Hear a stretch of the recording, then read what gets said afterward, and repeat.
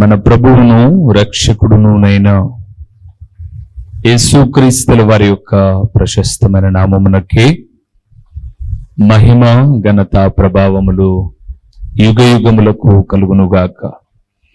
సర్వకృపానిధిగు దేవుడు ఆయన యొక్క ఉచితమైన కృపను బట్టి మరొక శ్రేష్టమైన శుభదినములో దేవుని మాటలు మనము ధ్యానము చేయుటకు ప్రభు మనకిచ్చిన ఈ గొప్ప సదవకాశమును బట్టి దేవాది దేవునికి స్తుతులు చెల్లిస్తూ దేవుని సన్నిధిలో కూడి ఉన్న దేవుని ప్రియబిడ్డలైన మీ అందరికీ కూడా నిండు వందనములు తెలియచేయచ్చు ఉన్నాను.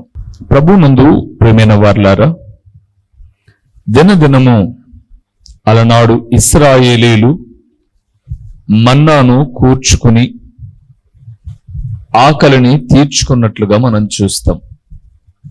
ఈరోజు కూడా గొప్ప దేవుడు, కరుణా సంపన్నుడైన దేవుడు ప్రతిరోజు ఈ టీవీ పరిచర్య ద్వారా, యూట్యూబ్ పరిచర్య ద్వారా పరలోకపు మన్నాగా దేవుని వాక్యాన్ని ప్రకటించడానికి ఈ దీన సేవకునికి అవకాశం ఇవ్వడం, అనేక మంది ఆహారాన్ని, ఆత్మీయ ఆహారాన్ని భుజించడం గొప్ప భాగ్యముగా ఎంచుతూ ఉన్నాను.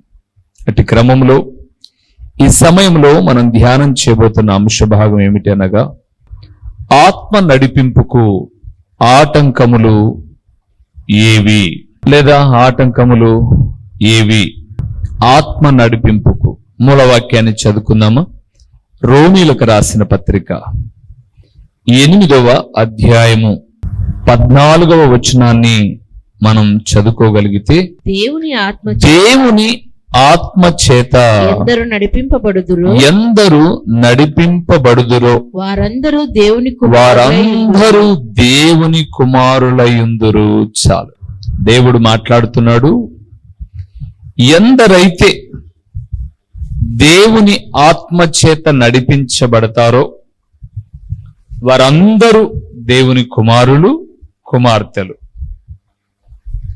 మరి ఇప్పుడు ఈ ఆత్మ నడిపింపును ఆటంకపరిచేవి ఏవి అని మనం చూస్తే, ఈ 8వ అధ్యాయంలో చాలా విషయాలు, ఆత్మ, శరీరము, ఈ రెండిటిని గురించి చాలా విషయాలు భక్తుడైన పౌలు మాట్లాడుతూ వస్తాడు. శరీరానుసారులు శరీర విషయముల మీద మనస్సునుంతురు, ఆత్మానుసారులు ఆత్మ విషయముల మీద మనస్సునుంతురు. శరీరానుసారమైన మనస్సు మరణము, ఆత్మానుసారమైన మనస్సు జీవము అని, సమాధానము అని ఈ 8వ అధ్యాయము 5, 6 వచనాల్లో రాయబడి ఉన్నాయి. ఇంతకు ఆత్మ నడిపింపుకు ఆటంకాలు ఏవో. కొంతమంది ఆత్మచేత నడిపించబడుతూ వచ్చినప్పుడు గొప్ప శూరకార్యాలు చేశారు. ఆత్మ వారి నుంచి దూరము కాగానే వారు సామాన్యమైన వ్యక్తులుగా చతికిలబడిపోయారు. అలాంటి వ్యక్తులను కొందరిని మనం చూద్దాం. మొదటి విషయానికి వద్దాం. న్యాయాధిపతుల గ్రంథము 16వ అధ్యాయము 21 చూద్దాం. ఆమె సంసోను ఫిలిష్తీయులు నీ మీద పడుచున్నారనగా అతడు నిద్ర మేలుకొని ఎప్పటి ఎట్లు నేను బయలుదేరి విడజిమ్ముకొందునని అనుకొనెను. అయితే యెహోవా తనను ఎడబాసెనని అతనికి తెలియలేదు. చాలు ప్రియులారా, ఈ వ్యక్తిని గురించి అప్పుడప్పుడు ప్రార్థనకు వెళ్ళిన వ్యక్తులకు కూడా తెలుసు. ఆయన పేరు సంసోను అని. నేను ఒక్క మాట జ్ఞాపకం చేస్తాను. ఎక్కడైనా చూడండి, క్రైస్తవులను తప్పుడు పనులు చేసేవాడు ఎవరిని మార్గదర్శకంగా పెట్టుకుంటారు? తప్పుడు పనులు చేసిన వాళ్ళనే పెట్టుకుంటారు. అవును, ఒకడెవడన్నా వ్యభిచారం చేస్తుంది, ఏంట్రా క్రైస్తవుడు వై ఉండి, దేవుని నమ్ముకొని ఉండి, ఏంటి భార్య ఉండగా ఏంటి పరిస్థితి అని అన్నాం అనుకోండి, దావీదంతటోడే చేశాడంటాడు, సంసోన్ అంతటోడే చేశాడంటాడు. ఎందుకు? వీడు తప్పులో ఉన్నాడు, ఎవరో తప్పు చేసిన వారిని ఎంచుకుంటాడు. కానీ బైబిల్ గ్రంథంలో దావీదు సంసోను మాత్రమే లేరు, వాళ్ళిద్దరే లేరు బైబిల్ అంతటికి. నా ప్రియ ప్రభుల వారు ఉన్నారు, యోసేపు ఉన్నాడు, ఒక యవ్వనములో తిమోతి ఉన్నాడు, తీతు ఉన్నాడు, ఎందరో వైరాగ్యము కలిగిన భక్తులు ఉన్నారు. వారి మాదిరి బ్రతుకురా ఏలుబడి చేయొచ్చు అని అంటే వాళ్ళను పోల్చుకోడు. ఇదిగో సంసోనును ఆత్మచేత నడిపించబడడానికి ఆటంకము ఏమిటి అనంటే, పాపము చేయువారు ఆత్మచేత నడిపింపబడలేరు. సంసోను పుట్టక ముందే దేవుడు చెప్తున్నాడు, అమ్మా ఇతడు నాజీరు చేయబడేవాడు, ద్రాక్ష రసము తాగకూడదు, చచ్చిన దేన్ని ముట్టకూడదు, చాలా పవిత్రంగా బ్రతకాలి, అతను ఆత్మచేత నడిపించబడతాడు అని. కానీ పెరిగిన కాలం కొంతకాలం బాగానే అలాగే ఉన్నింది. కానీ మీరు గమనిస్తే వివాహము కాగానే, అంటే ఒక ఫిలిస్తీ స్త్రీని వివాహం చేసుకున్నాడు, ఏదో మనస్పర్ధలు వచ్చాయి, లేకపోతే మరలా వాళ్ళని కలవడానికి వెళ్తూ ఉన్నాడు. అంతకుముందు ఇతన్ని బొప్పరించిన ఒక సింహాన్ని చంపి వెళ్ళాడు. ఆ సింహపు యొక్క దేహములో ఒక తేనె పట్టు ఉంటే చచ్చిన దాంట్లో నుంచి తాగుతున్నాడు. అక్కడ నుంచి ఆత్మను ఒక్కొక్క రీతిగా పోగొట్టుకుంటూ వచ్చినట్లుగా లేఖనాలను మనం చూస్తాం. అందుకే అతని ఆత్మ యొక్క కార్యం అంటే నాజీరు వ్రతపుత్రుడు, పుట్టినప్పటి నుంచి క్షౌరము చేయబడిన వాడు కాదు. అందుకే ఆమె సతాయిస్తుంది ఢిల్లీలో, ఎక్కడుంది నీ బలం, ఎక్కడుంది నీ బలం, ఎక్కడుంది నీ బలం, నిత్యము సతాయిస్తుంది. 19వ వచనం రాగానే తొడ మీద నిద్రపుచ్చింది, ఒక మనుషుని పిలిపించింది, 7 జడలను క్షౌరము చేయించింది, బాధించుటకు మొదలు పెట్టింది. అతనిలో నుండి ఆత్మ బలము ఏమైపోయింది, తొలగిపోయింది.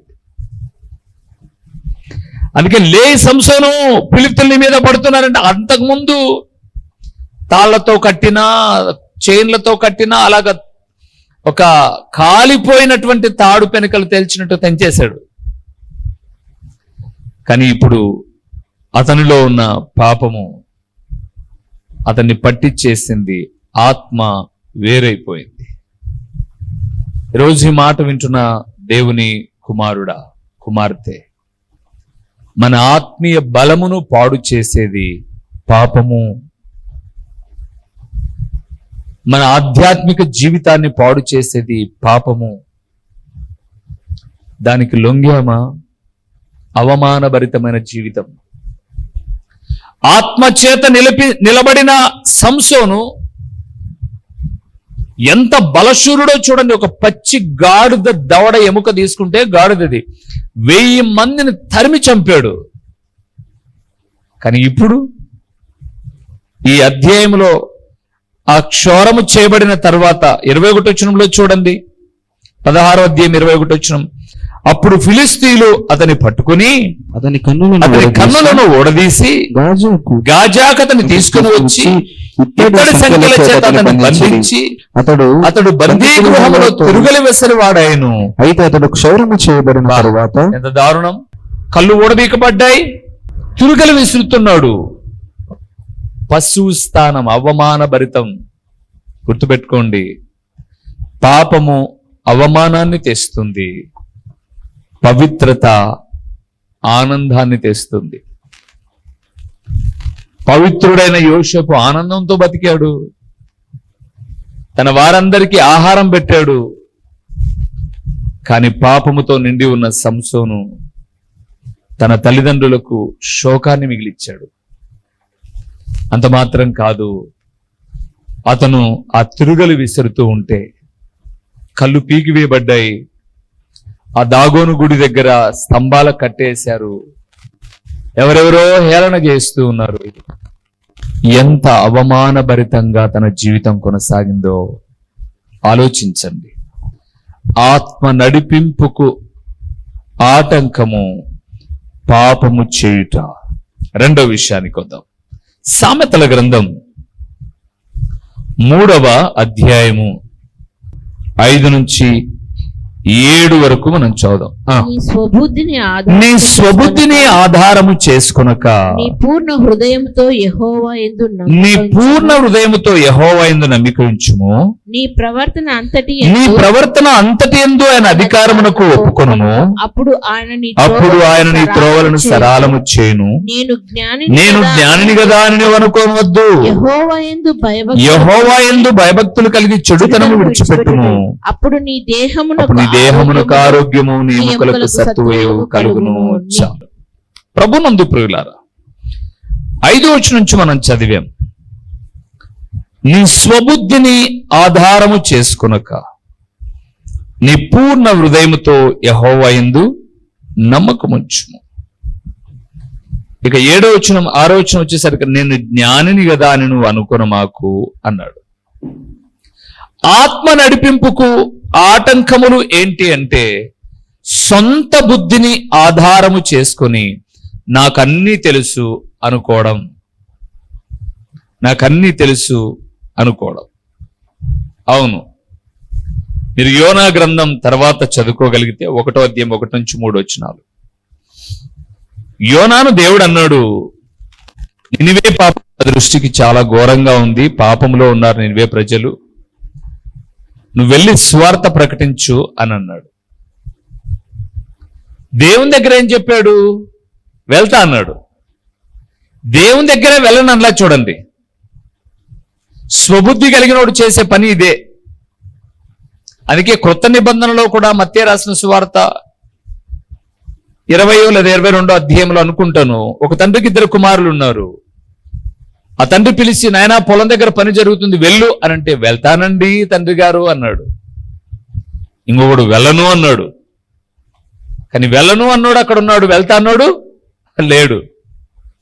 గుర్తుపెట్టుకోండి, చాలా మంది ఆత్మీయతలో పతనం అయిపోయేది ఎక్కడ అనంటే, సంఘము దేవుని ఎదుట మాట ఇస్తారేమని, నీతిగా బ్రతుకుతాం, నిజాయితీగా బ్రతుకుతాం, ఆరాధనను కోల్పోం, ఆత్మీయతను విడిచిపెట్టమని. దేవుని ఎదుట ప్రారంభం బాగానే ఉంది, కొంత ముందుకు వెళ్ళిన తర్వాత అన్నిటిని ఏమవుతారు? మరిచిపోతారు. యోనా దేవుని దగ్గర వెళ్తానన్నాడు. నినివేకి వెళ్తా ప్రభువా? అయ్యో నీ సువార్త ప్రకటిస్తా ప్రభువా అన్నాడు. ఓడరే వరకు వచ్చాడు, కానీ టికెట్ మాత్రం నినివే కొనడంలా తర్షీష్కుంటున్నాడు. ఏ బుద్ధిని ఆధారం చేసుకున్నాడు ఇప్పుడు? సొంత బుద్ధిని. ఎందుకు? నినివేలో ముందే పాపంతో ఉంటే ఎవడరా మనకు అక్కడ అన్నం పెట్టేది? తర్షీషు వ్యాపార నిలయం. పాస్టర్ గారు వచ్చారంటే ఎవరైనా కానుకిస్తారు, బ్రహ్మాండమైన భోజనం పెడతారు. మన భారతదేశంలో చాలా మంది సేవకులు ఒక్కసారైనా అమెరికాకు పోయి రావాలనుకుంటారు. ఇంకా కొంతమంది రోమన్ క్యాథలిక్ ఒక్కసారైనా వాటికన్ సిటీకి పోయి రావాలనుకుంటారు. నేను ఒక ఆయన అడిగాను, ఏంటండి అమెరికా దేశం చాలా పేరెనిక కలిగిన దేశం, మనకన్నా వాళ్ళకు బైబిల్ నాలెడ్జి ఎక్కువ, మంచి మంచి గ్రంథాలు, అద్భుతకరమైనటువంటి స్థితిగతులు, ఎందుకండి సేవకులంతా ఒకసారి అమెరికాకు పోయి రావాలా అని అంటే, నాయనా ఇక్కడ ఎవరైనా కానుకిస్తే 10 రూపాయలు వేశారు, 100 రూపాయలు వేశారు. 100 రూపాయలు 100, 100 500 500.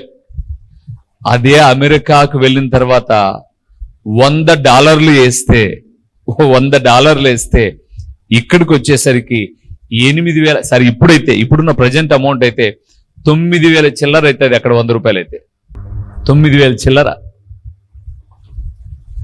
కాబట్టి అక్కడ ఒక్కసారి వెళ్ళి, అయ్యో మా భారతదేశం పేద దేశం, మా సంఘంలో ఇలాంటి పేదవాళ్ళు ఉన్నారు, లేకపోతే మేము అవి చేస్తున్నాం ఇవి చేస్తున్నామని ఒక డెమో ఇచ్చేశారు అని అంటే, అక్కడ ఉన్నటువంటి వాళ్ళు ఎవరైనా ప్రేరేపించబడి ఓకే దానికి ఎంత అవుతుందో మేము ఇద్దాం అని అన్నారు అని అంటే, ఒక్కసారి ఒక $1,000 $2,000 ఇచ్చారంటే ఇక్కడికి వచ్చేసరికి 2-3 లక్షలు అవుతుంది. సరే, దేవుని వాక్యాన్ని మనం చూస్తే ప్రభునందు ప్రియులారా, ఇక్కడ బాగా భోజనం ఉంది, మంచి వసతులు ఉన్నాయని చెప్పేసి యోనా ఇక్కడికి వెళ్ళాడు.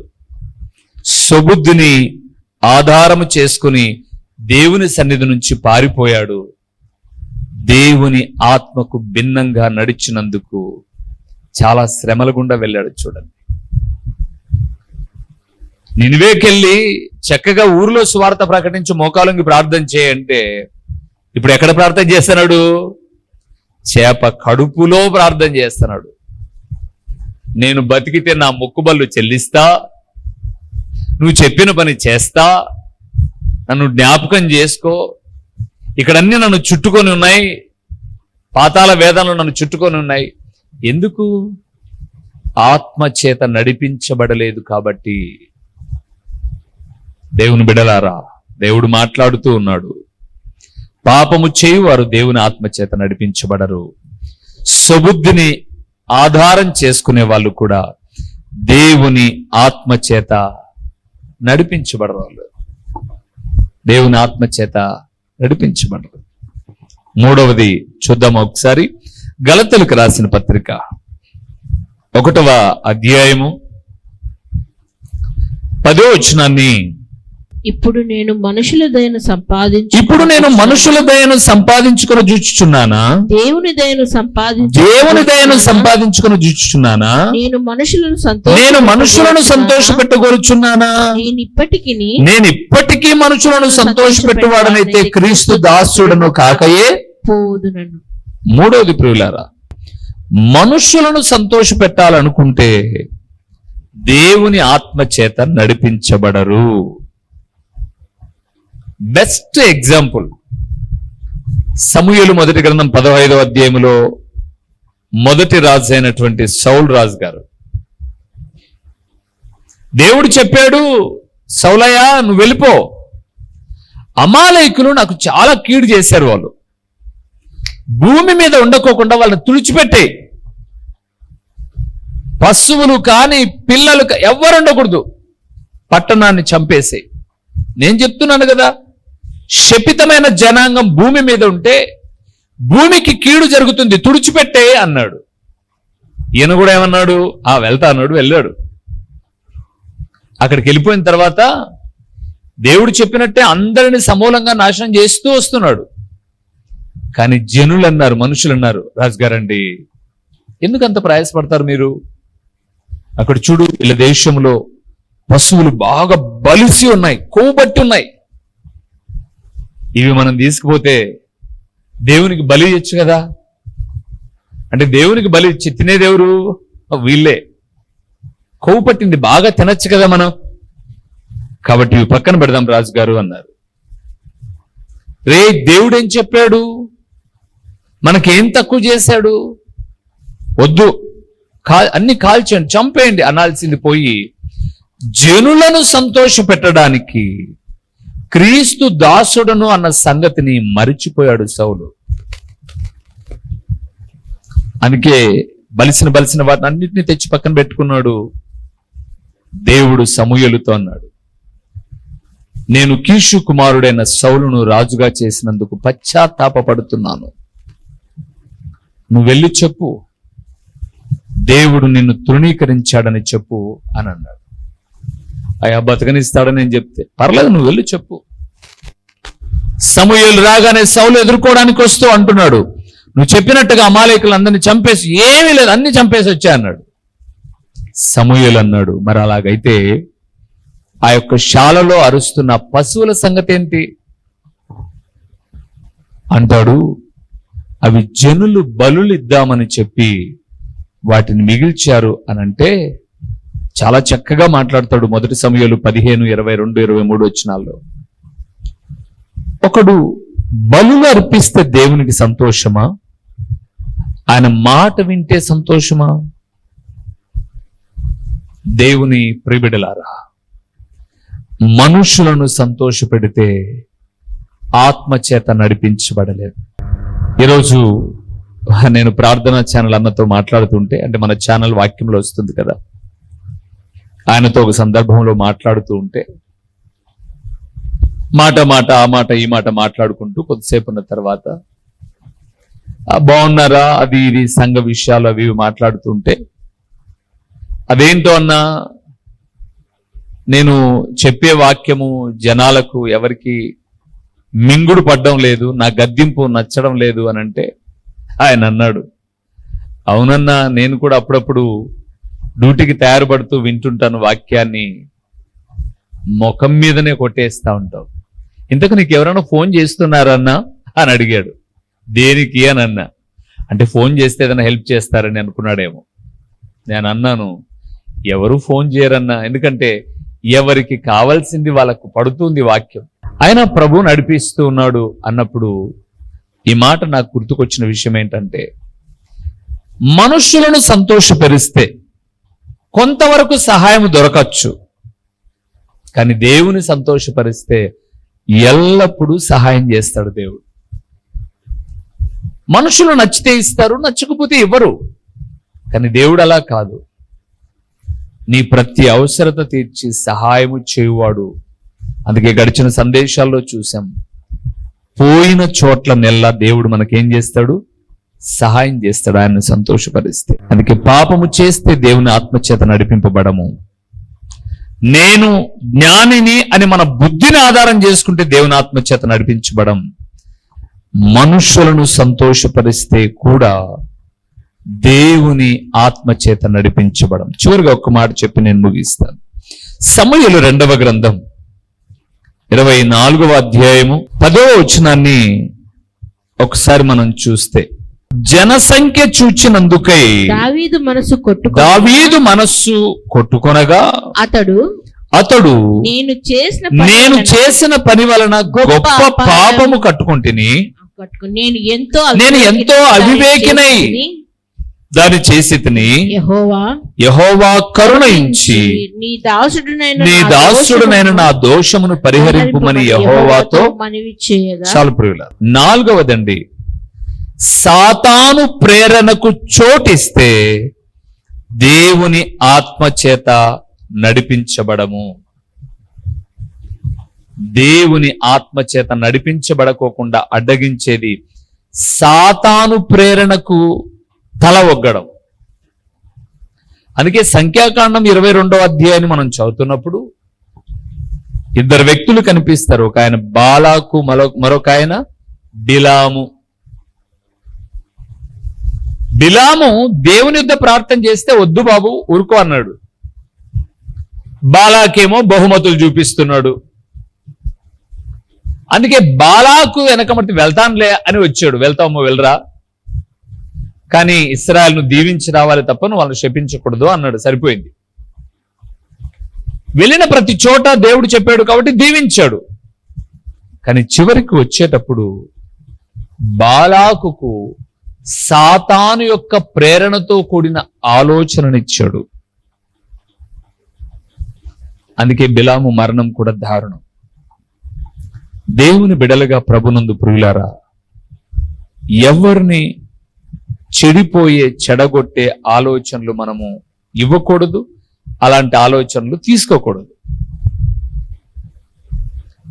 దావీదు సాతాను ప్రేరణకు చోటిచ్చాడు కాబట్టి దేవుడు అక్కడ అంటాడు, సమూయేలు 2వ గ్రంథం 24వ అధ్యాయంలో 3 నీ ముందు పెడుతున్నాను కోరుకో. 1 క్షేమం కలగడానికి ఒప్పుకుంటావా? 3 నెలలు పారిపోతావా? 3 దినాలు నీ దేశంలో తెగులు కావాలనా అన్నాడు. సాతానుకు ఎప్పుడైనా మనము చోటిస్తే వాడు మనల్ని పతనం చేసేదాకా ఊడుకోడు ప్రియులారా. సాతానుకు చోటిచ్చామంటే కరువైన, పారిపోవడమైన, 3వది తెగులైన. మీరు ఆలోచించి చూడండి. భార్య ఉండగా వ్యభిచారం చేస్తూ ఉంటారు. ఆ ఇంట్లో ఎప్పుడు కరువు ఉంటుంది, అంటే దరిద్రత, మిగులుబాటు ఉండదు, అప్పులు అధికమైపోయి నేను చూస్తాను అప్పుడప్పుడు. వీడు ఎప్పుడింటికి వస్తాడో ఎప్పుడింటికి పోతాడో తెలియదు, ఎందుకంటే వీని కోసం తిరుగుతుంటారు కాబట్టి. పారిపోవడం. 3వది ఏంటట? తెగులు, రోగం. వారి పాపం వాళ్ళ పిల్లలకు శాపంగా. ఎందుకు? సాతాను ప్రేరణకు లొంగితే ఇంతే ప్రియులారా. ఇది మనం చెప్పామనుకోండి, తెగ ఉత్తముల మాదిరి, మా అంత మంచోడు ఎవరు లేడన్నట్టుగా, మా అంత పుణ్యాత్ముడు ఎవరు లేడన్నట్టుగా, జరిగే ప్రతి విపత్తుకు కారణం ఏ తప్పు లేని బిడ్డలే కారణం అన్నట్టుగా మాట్లాడుతుంటారు గాడిదలు కొన్ని. సాతానుకు ప్రేరణకు చోటిస్తే పతనం ప్రియులారా. దేవుని ఆత్మచేత నడిపించబడలేదు. ఎప్పుడు ఆ ఇంటిలో కరువు తాండం వెళ్తానే ఉంటుంది, క్షామం. దేవునందు ప్రియమైన వారలారా, దావీదు ఎదుట దేవుడై 3 పెట్టాడు. ఏం కావాలో కోరుకో అన్నాడు. అయ్యో నేను చాలా ఇరుకుబడ్డా ప్రభువా, ఏం చేయాలో నాకు అర్థం కావడంలా, ఏమి ఉత్తరం ఇవ్వాలనో నాకు అర్థం కావడంలా, ఏం చేయమంటావు చెప్పు ప్రభువా అని అడిగితే, కోరుకో నువ్వేం కావాలనో అన్నాడు. ఆ తెగులు అనుమతి అన్నాడు. సాయంత్రం అయ్యేసరికి అక్కడ రాయబడింది 70,000 మంది మృతి పొందిరే అని రాయబడింది 15 వచ్చిన చివరి లైన్లో. అప్పుడు దావీదు అడ్డపడతాడు. తప్పు చేసింది నేను కదా, 17 వచ్చిండు. పాపం చేసింది నేను కదా, అమాయకులని ప్రజలేం చేశారు, నన్ను శిక్షించు కావాలంటే అని అడుగుతాడు. దేవుడే కనికరించి ఆ క్షామాన్ని తీసివేస్తాడు. ఈరోజు ఈ మాట వింటున్న దేవుని కుమారుడా, కుమార్తె, ఆత్మ నడిపింపును అడ్డగించేది పాపము చేస్తే దేవుని ఆత్మ మనతో ఉండదు. సొంత బుద్ధిని ఆధారం చేసుకుంటే దేవుని ఆత్మ మనతో ఉండదు. మనుషులను సంతోషపరచాలనుకుంటే దేవుని ఆత్మ మనతో ఉండదు.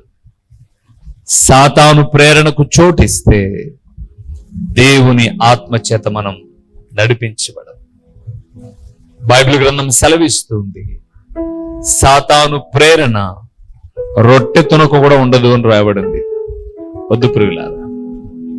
అందుకే దేవుని ప్రియబిడ్డలముగా 8వ అధ్యాయము 14 వచనం రోమిలకు రాసిన పత్రికలో, ఎందరు దేవుని ఆత్మ చేత నడిపించబడుదురో వారందరూ దేవుని కుమారులై ఉన్నారు అన్న రీతిగా దేవుని బిడ్డలముగా దేవుని ఆత్మ చేత నడిపించబడదాం. దేవుడిచ్చే మెండైన దీవెనలు పొందుకుందాం. తలలు ఉంచుదాం, కనులు మూసి ప్రార్థన చేద్దాం. మహోన్నతుడవైన దేవా, మహాగణుడవైన పరలోకపు తండ్రి, మీ ఘనమైన నామమునకు స్తోత్రములు చెల్లిస్తూ ఉన్నాము నాయనా. మీ ఆత్మ చేత నడిపించబడితే నీ బిడ్డలమవుతాం. మీ ఆత్మను అడ్డగించేవి, ఆత్మ నడిపింపుకు ఆటంకములు పాపము, స్వబుద్ధి, మీకు ఇష్టం లేని కార్యాలు, ఇటువాటికి దూరముగా మీకు సమీపముగా మీ నామ మహిమార్థమై తగు జాగ్రత్త కలిగి బ్రతికే బ్రతుకును మేము కలిగి ఉండడానికి కృప చూపండి.